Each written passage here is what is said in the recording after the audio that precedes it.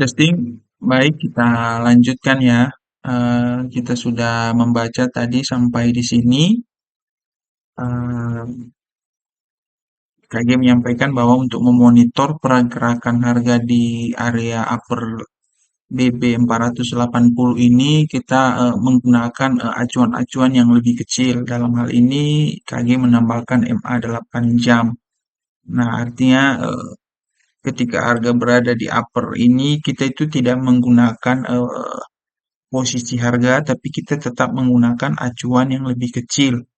Acuan lebih kecilnya ini, misalnya di sini 480 berarti 8 jamnya kita lihat apakah harga itu ditunjukkannya dalam kecenderungannya dalam kondisi menurun. Baik, kita lanjutkan ya. Apakah kita dapat juga menggunakan SMA 4, arti rata-rata pergerakan 4 jam, untuk memonitor pergerakan dan menggunakannya saat crossing dengan SMA 24 di H1 sebagai tanda untuk entry? Boleh-boleh saja. Artinya kita menggunakan perbandingan rata-rata pergerakan 4 jam dan pergerakan harian untuk menentukan entry saat ini. Ini sepenuhnya tergantung trader itu sendiri. Tetapi saya sendiri sering menggunakan crossing 4 dan 8 di H1 untuk titik entry. Yang terpenting adalah kita sudah punya bahan analisa. Catat ya, punya bahan analisa sehingga crossing-crossingan hanya kita gunakan untuk memastikan entry dan exit saja. Artinya crossingan itu adalah langkah lainnya setelah kita analisa. Bahkan kalau mau kita juga bisa menggunakan crossing MA1 dan MA2 buat OP. Kenapa tidak? Asal yakin dan tahu resikonya saja. Itu yang terpenting. Lalu bagaimana dengan stop loss dan take profit? Nah, untuk menentukan stop loss biasanya saya menggunakan upper lower line Bollinger Band yang saya gunakan sebagai dasar menentukan batas-batas pergerakan harga. Jadi kalau saya entry sell, maka saya menggunakan upper line Bollinger Band yang jadi batas ditambah spread plus 1 poin sebagai stop loss. Dan take profit saya menggunakan middle Bollinger Band sebagai target pertama, tetapi kadang saya hanya membiarkan tanpa take profit dan exit berdasarkan crossing SMA 8 dan SMA 24. Nah, sejauh ini saya pikir cukup jelas basic analisa yang biasa saya lakukan semuanya berdasarkan perhitungan matematis dan statistik saja. Mungkin itu saja materi saat ini. Berikutnya kita akan bahas gimana masuk di tengah tren dan lain sebagainya. Nah, sekarang saya mengizinkan teman-teman untuk bertanya. Bolehlah nulis komentar atau pertanyaan. Dan saya akan coba menjawabnya sebisa mungkin dan sejelas-jelasnya. Oke, ini sampai di sini. Di sini ada yang bertanya dari Gun. Oke Kang, thanks sudah bersedia share dengan kita semua. I appreciate it. Kang, kalau di Euro USD yang saya coba tadi menggunakan time frame 15, dirubah TF-nya juga nggak masalah untuk jangka panjang menurut analisa Kang Gun, atau terlalu riskan, mending lebih aman di time frame 1H. KG jawab di TF manapun bisa bro, tinggal dikonversi saja. Untuk 15, SMA 32 untuk 8 jam, SMA 96 untuk harian, SMA 480 untuk mingguan, dan SMA 1920 untuk bulanan. Ini untuk konversi TF saja. Oke, ini lanjutan materi dari KG. Tanggal 5 Maret 2008 jam 7 pagi KG postingannya. Oke, mari kita lanjutkan materinya. Oke, mungkin cukup ya bincang-bincangnya. Sekarang mari kita lanjut ke bab berikutnya. Dan untuk ketertiban, saya mohon teman-teman untuk tidak membuat postingan. Oke, sejauh ini kita sudah membahas bagaimana menganalisa pergerakan harga dan menentukan batas-batas pergerakannya. Saya coba ringkas dan simpulkan apa yang sudah kita bahas. Satu, kita dapat mengikuti kecenderungan arah pergerakan harga dengan mengamati nilai rata-rata pergerakan harga berdasarkan titik acuan atau titik pengamatan tertentu yang telah kita tentukan dan kita gunakan sebagai standar analisa kita.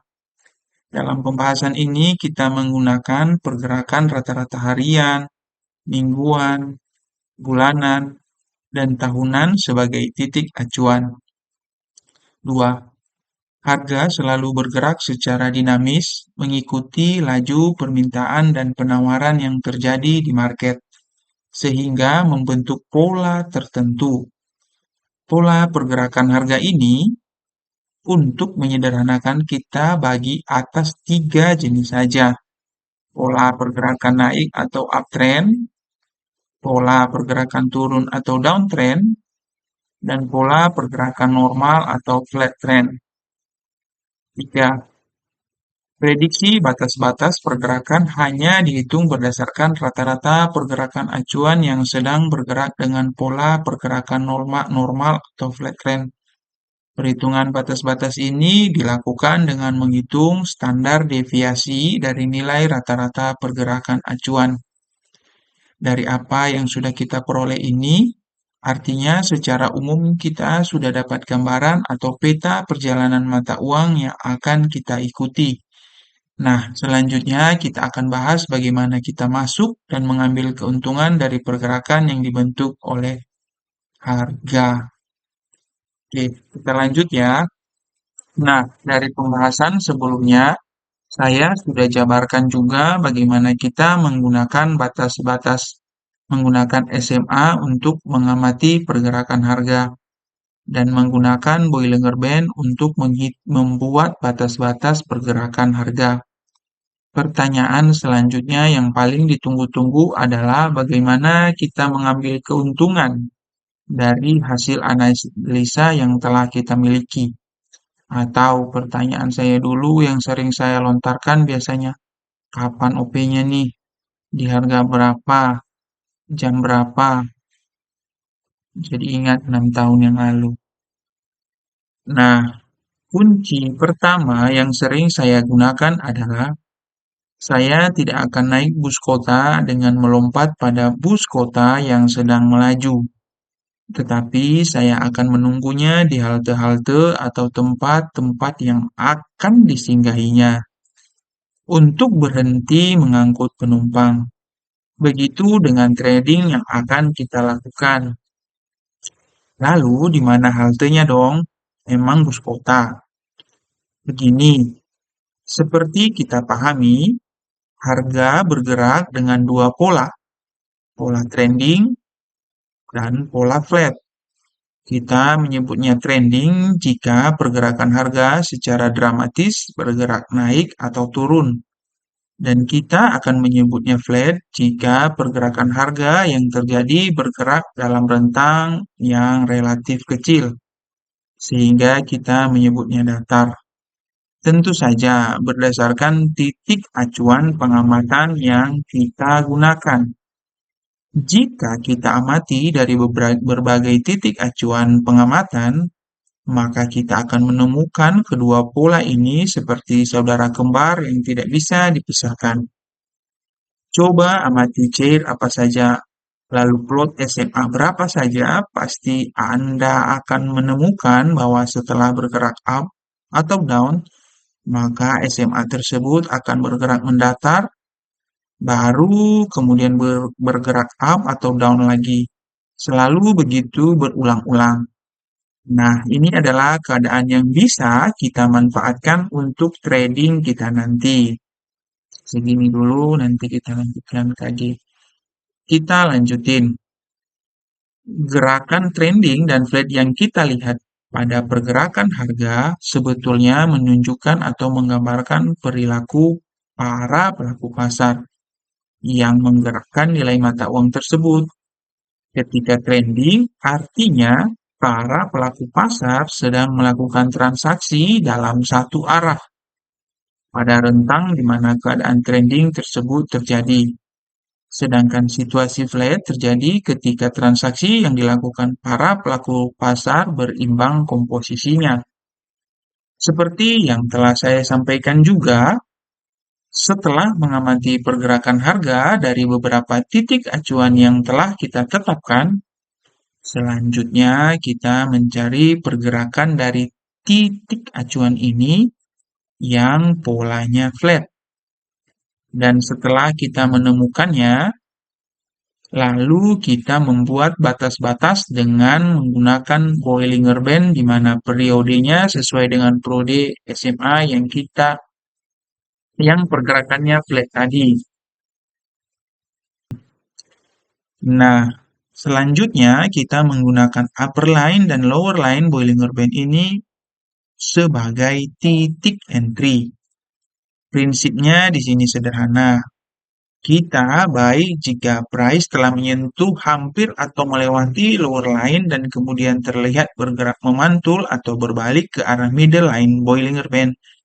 Dan kita sell jika price telah menyentuh hampir atau melewati upper line dan kemudian terlihat bergerak memantul atau berbalik arah ke arah middle line BB.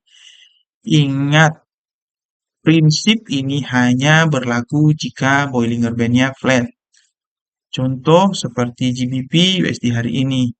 Lihat gambar di bawah. Nah, ini yang flat ini yang biru ini ya. Ini time frame daily ya. Oke. Ini adalah chart daily di mana garis merah itu mingguan, biru yang 20 ini adalah bulanan, kuning tahunan, garis biru putus-putus Bollinger Band standar deviasi 2 bulanan. Ini kuning putus-putus itu Bollinger Band tahunan. Ini di bawah. Nah, perhatikan SMA 20 dan SMA 240 terlihat flat. Dan sebetulnya pergerakan rata-rata harian pun flat juga. Nah, berdasarkan prinsip yang sudah saya jelaskan tadilah, OP sell GBP USD saya lakukan. Contoh ini menggunakan daily karena saya sedang mencoba bermain long term. Targetnya terserah pergerakan price saja, tetapi seperti saya jelaskan sebelumnya, kita juga bisa menggunakan time frame mana saja untuk menganalisa. Yang kita lakukan tinggal mengkonversi pergerakan acuan ke periode SMA-nya saja. Segini dulu, nanti kita lanjutkan. Nah, ini contoh EU kemarin. Lihat postingan posisi ini saya ambil dari M15 untuk contoh pembahasan berikutnya. Contohnya KG nge-sell dari upper ini, upper BB 15 menit. Oke, pertanyaan selanjutnya adalah apakah hanya batas-batas yang sudah kita tentukan yang menjadi tempat atau poin kita untuk entry? Bukan. Batas tersebut hanyalah rambu-rambu yang memberitahu kita level-level yang bakal jadi titik perhatian kita. Nah, disinilah kita perlu trik sederhana untuk melihat kapan saat entry yang pas. Karena kalau kita menunggu SMA pergerakan harian, mingguan, bulanan, atau berubah arah, maka kita akan banyak kehilangan momen atau kesempatan. Lalu bagaimana caranya? Mudah. Kita tinggal memonitor pergerakan harga dengan menggunakan titik acuan yang lebih kecil rentang waktunya. Contoh, kita bisa memonitor pergerakan harga dengan bantuan SMA 4 di H1, artinya kita memonitor pergerakan harga yang terjadi dalam rentang 4 jam terakhir. Biar jelas, gambar di bawah ini, pada gambar di bawah saya menggunakan SMA 4 close warna aqua dan SMA 4 open warna ungu untuk melihat arah pergerakan harga dalam waktu 4 jam terakhir. Mengapa 4 jam? Sebetulnya ini terserah Anda, tetapi saya memilih SMA 4 dia 1 untuk memonitor pergerakan harga lebih detail. Alasannya adalah karena di seluruh dunia working hours rata-rata 8 jam per hari. Dan selama 8 jam kerja tersebut ada jeda atau selang waktu untuk istirahat. Jadi dengan memilih SMA 4 untuk memonitor pergerakan harga secara lebih detail bagi saya cukup logis dan masuk akal. Bukankah pasar digerakkan oleh manusia juga? Nah, ini coba ini A8 ini yang ungu, yang aqua dan yang warna eh, violet ya di sini. Oke, lanjut. Coba perhatikan poin-poin yang saya beri tanda panah dan tanda jempol di atas. Kondisi titik acuan yang berada dalam kondisi flat ada SMA 24 sebagaimana prinsip di atas. Kita hanya akan sell jika price sudah menyentuh hampir atau melewati upper line BB24 dan berbalik ke arah middle line baru kita entry sell. Lihat, dengan bantuan SMA 4 open close, kita bisa mendapatkan titik entry yang cukup aman. Begitu juga dengan posisi buy-nya. Perlu dipahami bahwa SMA 4 dan close di H1 bukan pengambil keputusan untuk entry. Maksudnya tidak setiap kali SMA 4 ini closing atau bersilang kita entry. Crossing-nya kita gunakan untuk entry setelah analisa pergerakan dan penentuan batas-batas sudah kita lakukan. Jadi jangan bilang SMA 4 close dan open banyak false signalnya. Banyak false signal kalau makanya hanya based on crossing. Tetapi untuk mencari posisi entry ini Anda bisa menggunakan indikator apapun yang Anda suka. Tentu saja setelah Anda melakukan analisa pergerakan sebagaimana saya sampaikan sebelumnya. Udah dulu lagi menikmati itu semua nih gaji. Oke, ini beberapa OP-nya KG. Ini di Euro USD dia melakukan buy. Oke, beberapa pertanyaan teman-teman juga di sini mungkin kita akan skip saja nanti ini dan kita akan coba lanjut. Ini ada GBP USD KG melakukan buy, UJ USD Japan Yen, GJ Euro USD dia melakukan 3 open position buy, USD CAF dia melakukan sell 3 posisi, GJ dia kembali melakukan buy posisi.